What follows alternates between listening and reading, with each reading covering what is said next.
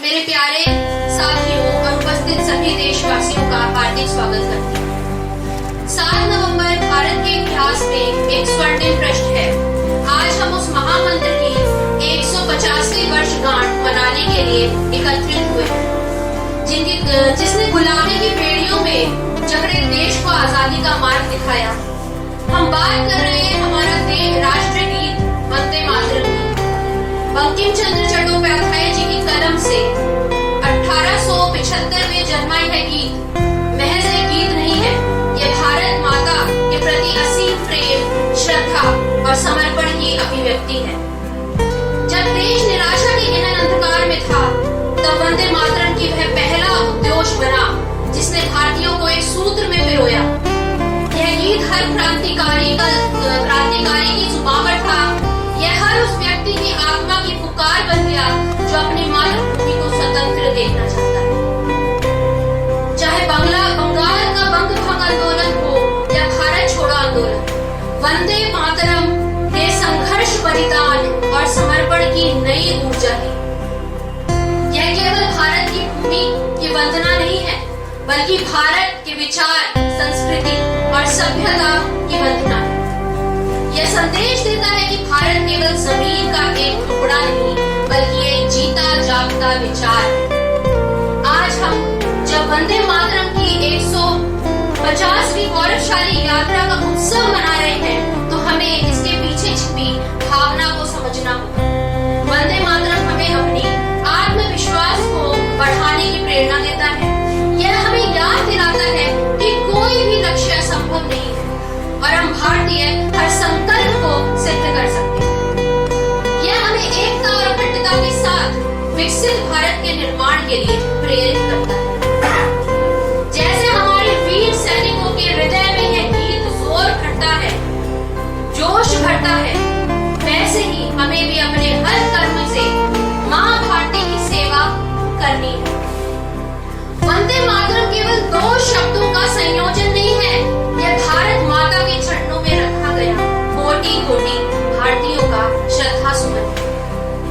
यह गीत मूलतः बंकिम चंद्र के उपन्यास आनंद मठ 1882 का हिस्सा बना।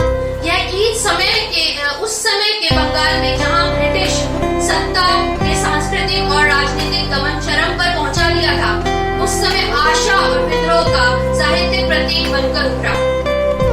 साहित्यिक दृष्टि से यह गीत शस्त्र श्यामला जल पर प्लावित भूमि को देवी के रूप में प्रतिष्ठित करता है, जिसमें देश की प्रकृति, शक्ति और पवित्रता का एक ऐसा अद्भुत वर्णन है जो पाठक को सीधे मातृभूमि को जोड़ता है। 150 वर्षों बाद भी वंदे मातरम की प्रासंगिकता कम नहीं होती है, बल्कि यह एक नए भारत की चुनौतियों के सामने एक मार्गदर्शक प्रकाश है। आज हमें केवल जमीन की नहीं, बल्कि अपने विचारों की शुद्धि के लिए भी संघर्ष करना है।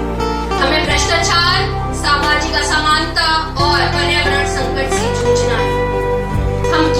यह गीत हमें याद दिलाता है कि भारत माता की सेवा केवल सीमा पर लड़ने से नहीं होती, बल्कि अपने कर्तव्यों का ईमानदारी से पालन करने से होती। चाहे आप किसान हो, वैज्ञानिक हो, शिक्षक हो या विद्यार्थी हो।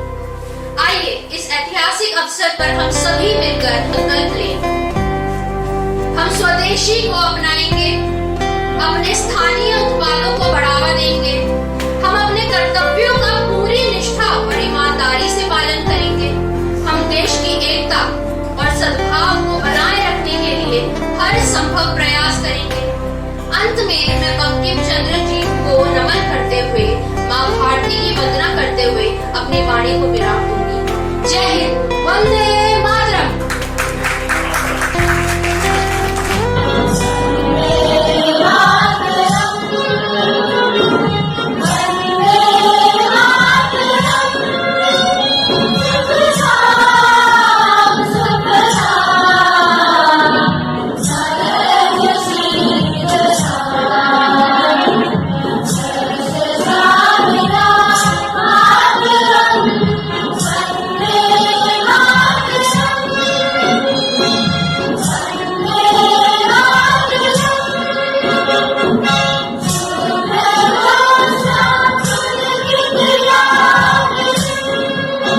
माता